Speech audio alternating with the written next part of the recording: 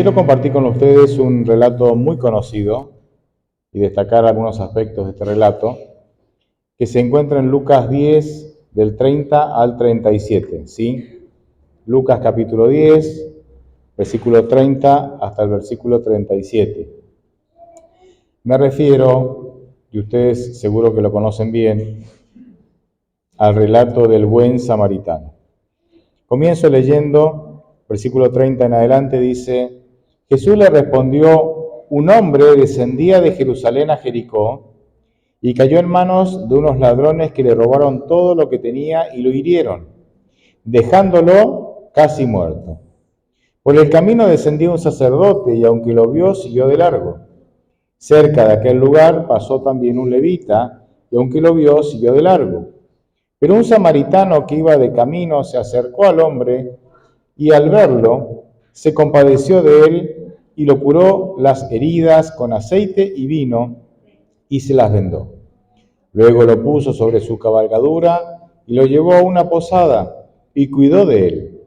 Al otro día, antes de partir, sacó 2 monedas, se las dio al dueño de la posada y le dijo: cuídalo, cuando yo regrese te pagaré todo lo que hayas gastado de más. De estos 3, ¿cuál crees que fue el prójimo del que cayó en manos de los ladrones? Aquel, respondió, el que tuvo compasión de él. Entonces Jesús le dijo: pues ve y haz tú lo mismo. ¿Cuál es para mí el punto clave aquí? El punto clave lo podemos encontrar contestando la pregunta: ¿por qué el samaritano se detuvo y los otros no se detuvieron? Ese es el punto clave del relato.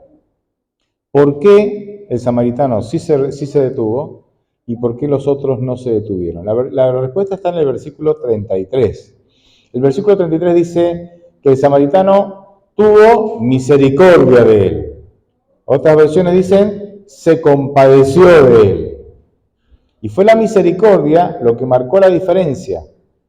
Fue la misericordia lo que marcó la diferencia entre los que no se quisieron detener y los que sí se quisieron detener. Pero hay un detalle que nosotros no podemos dejar pasar y que está bien, normalmente no se habla de esto y está muy bien, y el detalle es que los que no se quisieron detener eran personas que se dedicaban tiempo completo a la religión, tiempo completo para trabajar en la obra de Dios, tiempo completo para trabajar al servicio de Dios. El sacerdote y el levita. Ambos trabajaban en todas las ceremonias y en todos los ritos y en todo lo que se hacía en el templo, ¿sí? O en el tabernáculo. Y esto no es un detalle menor, no es un detalle menor. ¿Por qué no es un detalle menor? Porque voy a mostrarles en un ratito que Dios describe a la verdadera religión como una religión cargada de misericordia. Entonces, si la verdadera religión está cargada de misericordia y estas personas que se dedicaban 100% del tiempo a servir al Señor no eran misericordiosos, hay un problema. Hay un problema. Ahora, claramente podemos asegurar que estas personas sabían que tenían que tener misericordia con ese hombre. Claramente, ¿por qué? No voy a leer los textos, sí, pero la misericordia, el mensaje de misericordia, las instrucciones sobre tener misericordia hacia otros, es un mensaje que está entrelazado en toda la Biblia, Y si me voy al Antiguo Testamento, que era la Biblia que conocían tanto el sacerdote como el levita, por ejemplo, no lo voy a leer, pero Deuteronomio 10, del 10 al 17, ¿sí? O Levítico 19, 34, hablan de amar al prójimo, de tener misericordia, o sea, ellos conocían el mensaje. Pero para que vean cuán amplio era el concepto de misericordia, incluso en Deuteronomio 23, 4 y 5, tenemos instrucciones de Dios para tener misericordia aún incluso de los animales. ¿Me entienden, no? No solamente de los seres humanos, sino incluso de los animales. Ahí dice: si encuentras al buey o al asno extraviado de tu enemigo, llévaselo. No lo dejes extraviado, llévaselo. Dice, si ves que el asno del que te aborrece, tu enemigo, ha caído por el peso de su carga, no dejes de ayudarlo, dice. Al contrario, ayúdalo a levantarse. O sea, tenemos instrucciones de misericordia, incluso hasta para con los animales. Así que estas personas, el levita y el sacerdote, no ignoraban que tenían que tener misericordia con este hombre. ¿Por qué no tuvieron misericordia? Ustedes saben que el relato no va a decir por qué, pero yo voy a, de alguna manera, intentar dar una opción ahí, una respuesta sugerente, ¿sí? Miren, cuando uno va a Levítico 21, del 1 al 24, ¿sí?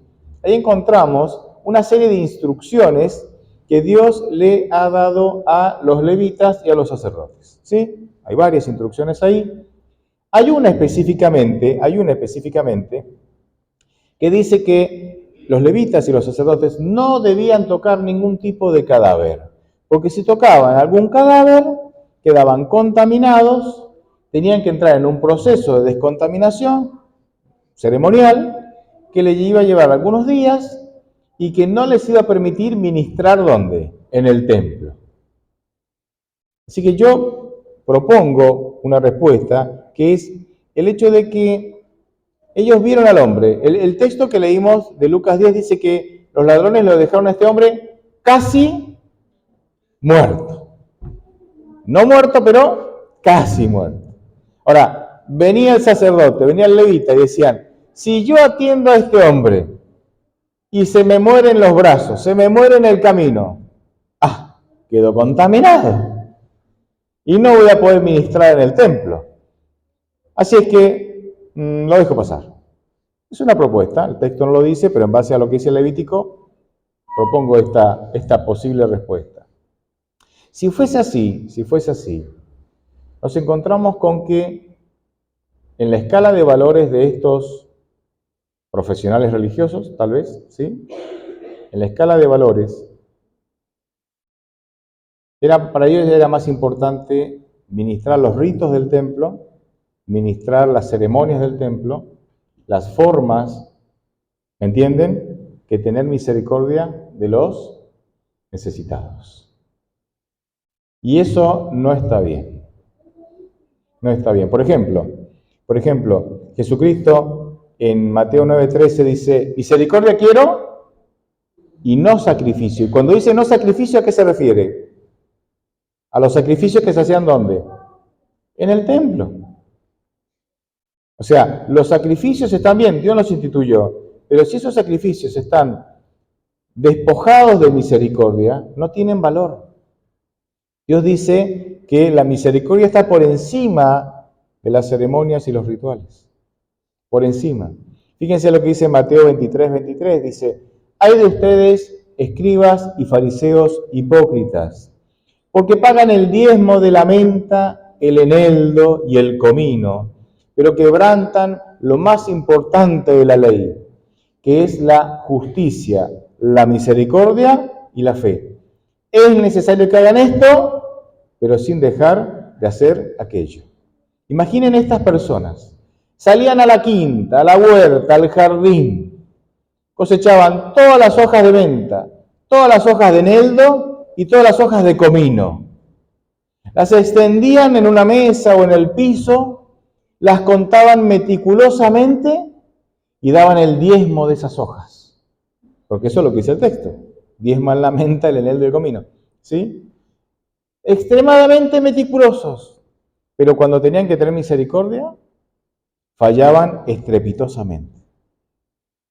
Y Jesucristo dice, está bien que den el diezmo, es necesario hacer esto, está bien, sin dejar de hacer aquello. Es decir, sin dejar de tener justicia, misericordia y fe. Nosotros encontramos entonces que un punto esencial en la verdadera religión es manifestar misericordia. Manifestar misericordia. Vieron que la religión no es una filosofía teórica. Tiene una base filosófica teórica, pero por sobre todas las cosas, Dios nos ha dado una religión práctica.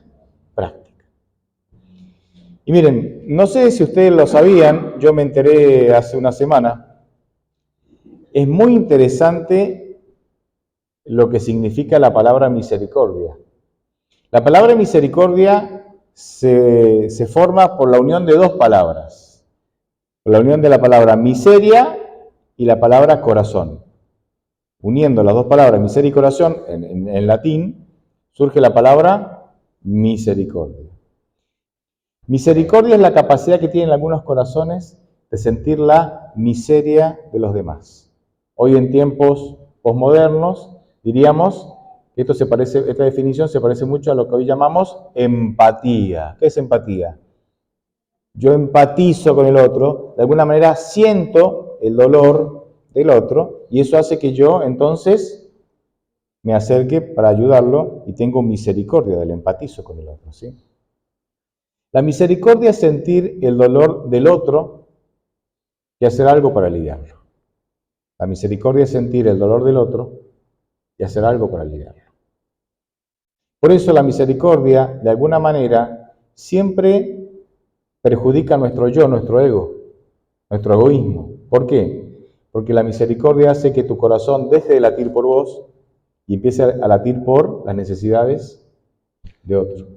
La misericordia siempre atenta contra nosotros, contra nuestro egoísmo, porque pone en primer lugar al otro en lugar de ponerme en primer lugar a mí, ¿verdad? Y la misericordia hace cosas increíbles en nuestra vida. Hace cosas increíbles en nuestra vida. Miren, de las muchas virtudes que un cristiano puede tener, la misericordia es la virtud que más nos identifica con Jesús. La misericordia es la virtud que más nos identifica con Jesús. ¿Por qué? Porque Jesús, por sobre todas las cosas, fue misericordioso. Por sobre todas las cosas fue misericordioso. La misericordia va a modificar algunos aspectos de nuestra vida. Y yo voy a mencionar solo cuatro aspectos bien prácticos de nuestra vida, que son modificados cuando nosotros poseemos misericordia. En primer lugar, la misericordia hace que yo diga las cosas con amor, que comuniquemos las cosas con amor. Lo vi muchas veces y lo sigo viendo, ¿no? Lo sigo viendo. Voy a dar el ejemplo de padres e hijos, por ejemplo. Se puede extender a otras áreas, pero voy a dar un ejemplo de padres e hijos. Portate bien porque te voy a matar. ¿Lo han escuchado, no? Entonces los chicos, o tal vez no tan drástico, ¿no? Portate bien o estudia, porque si no te voy a romper, no sé, un palo por la cabeza. No lo va a matar, solo va a ser solo un palo, ¿no? O ese tipo de expresiones, ¿me entienden? ¿No? En esa línea. Lo sigo escuchando, con diferentes tonos, mayor o menor, ¿verdad? Entonces al chico le queda como una duda. O sea, ¿me ama o no me ama? ¿Me entienden, no? Dice que me ama, por eso me pide que me porte bien, para que yo sea una persona de bien, pero al mismo tiempo dice que me va a matar, que me va a partir un palo en la cabeza, que no sé. Entonces, ¿me ama o no me ama? La misericordia hace que nosotros comuniquemos las cosas con amor. Y entonces, cuando nosotros hablamos con nuestros hijos, aunque le demos un mensaje que no le agrade, porque a veces nosotros tenemos que decirle cosas que a nuestros hijos no le agradan, él entienda que aunque el mensaje no le agrade, mis padres me aman. ¿Entienden? No hay duda, me aman.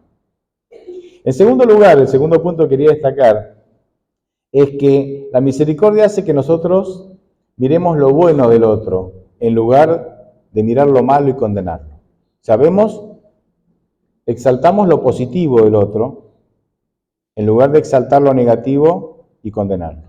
Yo me acuerdo, miren, para muchos, si no todos, pero para muchos, la secundaria, el periodo de la secundaria fue el periodo más feliz de sus vidas, ¿no? Siempre lo recuerdan siempre, ¿no? Porque, bueno, se divertían, ¿no? Y fiestas, y poca responsabilidad, poco estudio. Después entran a la universidad y ahí sufren, ¿no?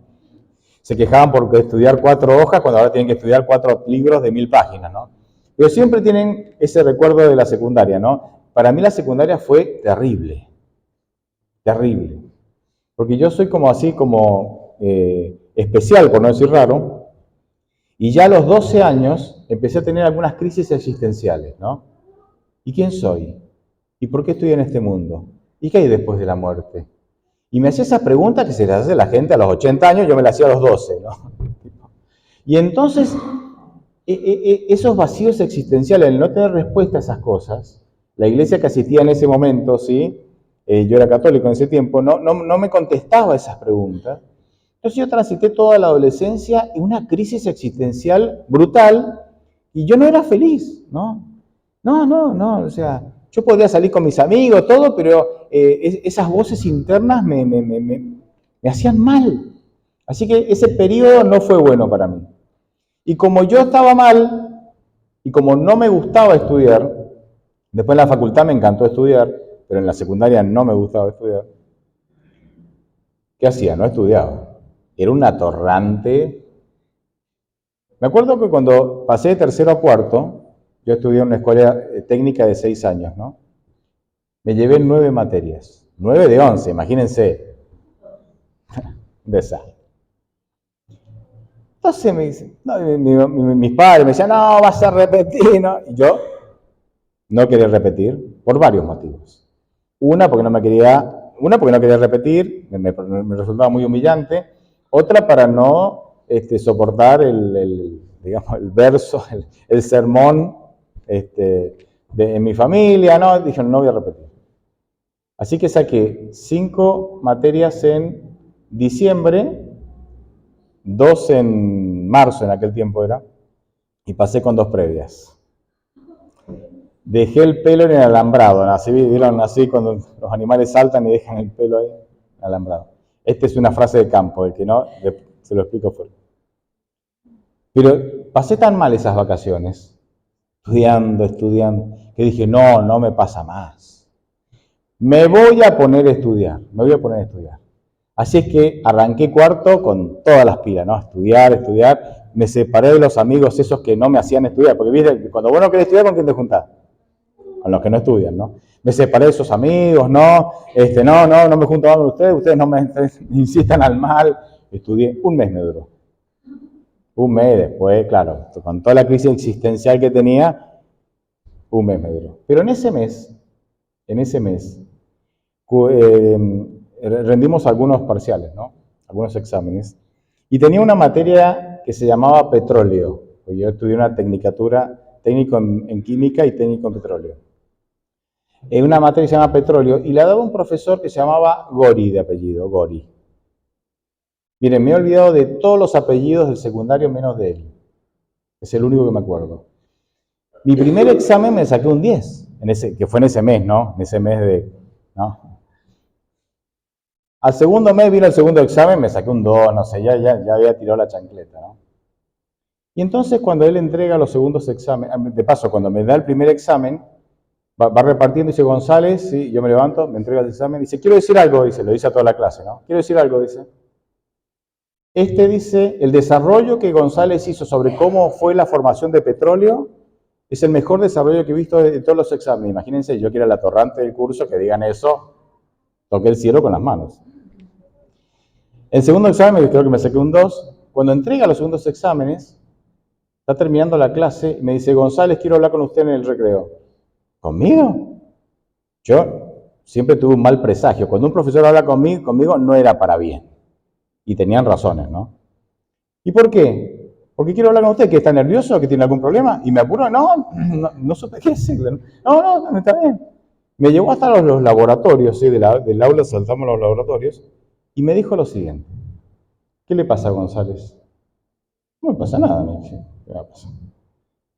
No, a usted le pasa algo. No, ¿qué me va a pasar? ¿Usted recuerda el primer examen, González?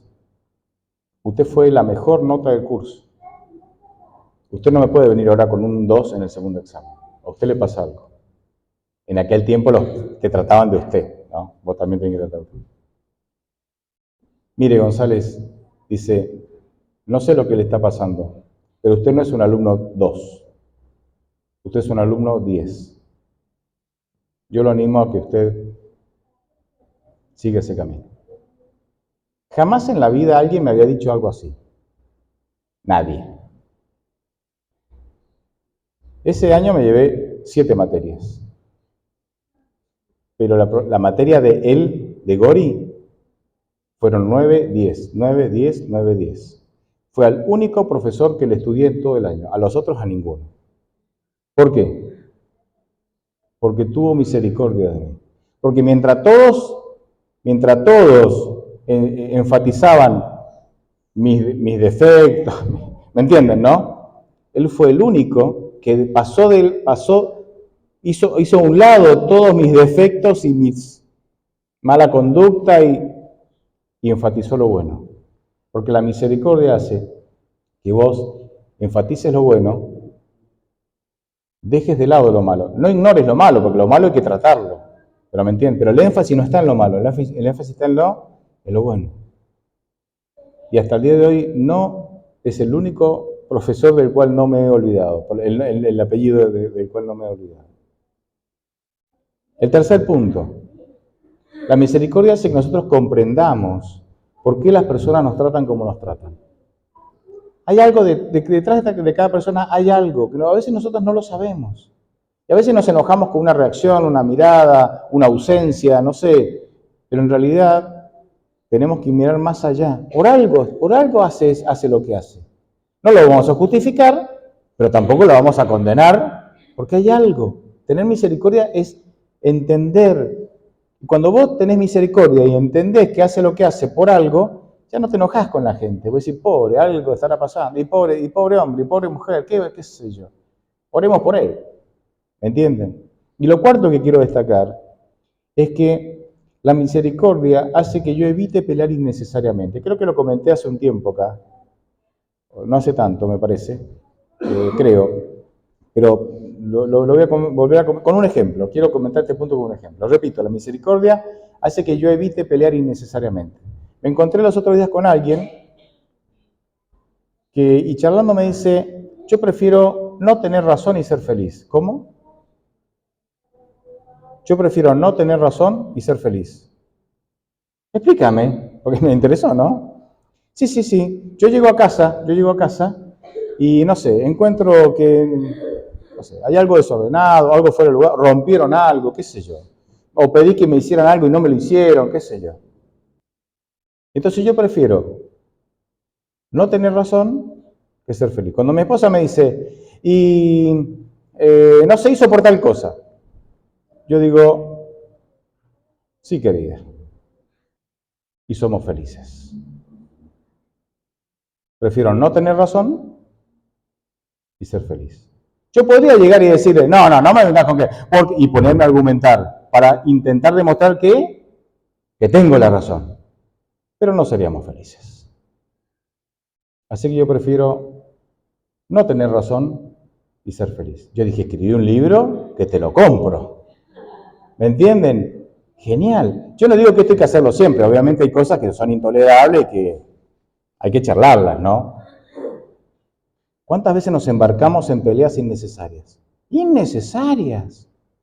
Entonces, tener misericordia creo que evita que yo pelee o que yo me embarque en peleas innecesarias que no me hacen bien, ni a mí ni a los que me rodean. ¿Por qué? Porque por misericordia decido no pelear esa batalla. Señor, tú lo sabes, tú me sostendrás. Sí, querida, o sí, querido, chicos, vamos, chicas, ustedes también, ¿no? Sí, querido. Conclusión. Cuando nosotros, como iglesia, nos tratemos unos a otros con misericordia, de manera natural, cuando esta iglesia, cuando nuestras iglesias, cuando las iglesias cristianas, se vuelvan iglesias que sean por sobre todas las cosas misericordiosas, como Jesús nos mandó a ser misericordiosos, entonces nosotros no vamos a juzgar a la gente, no las vamos a criticar, no las vamos a condenar. Y entonces esta iglesia y todas las iglesias que sean misericordiosas serán iglesias que le hacen bien a la gente. Miren, nosotros tenemos muchas cosas, muchos temas para predicar, todos importantes. Pero finalmente, las personas se acercan a las iglesias cuando se sienten bien ahí. Vos a una persona le podés decir que está en pecado sin necesariamente lastimarla. Porque uno puede decir, bueno, le damos un mensaje fácil, ¿verdad? Le decimos, les endulzamos el oído, le decimos lo que le gusta y claro, se va a sentir bien. No. Vos a las personas le podés decir que está transitando un camino que no la va a beneficiar, que la puede llevar a la perdición, que Jesús tiene un plan mejor, y podés demostrarle con la Biblia y con tu vida, porque es bueno eso, ¿no? Con tu testimonio, de que hay un plan mejor, de que a vos te funciona la religión, porque ese es otro tema. A veces predicamos cosas que no nos funcionan a nosotros, que no nos funcionan no porque Dios falla, sino porque yo no, ¿verdad? El problema soy yo, que no estoy tomando las decisiones. Y yo puedo marcarle eso a la persona con amor, y el Espíritu Santo tomará esas palabras para que esa persona entienda que no está por el mejor camino. Y cuando lo hago, no la estoy ni condenando, no la estoy criticando, no la estoy juzgando, ¿sí? Misericordia, misericordia. Que el Señor nos ayude a vivir, a gozar de la misericordia de Dios, pero también a ser misericordiosos con otros. Amén.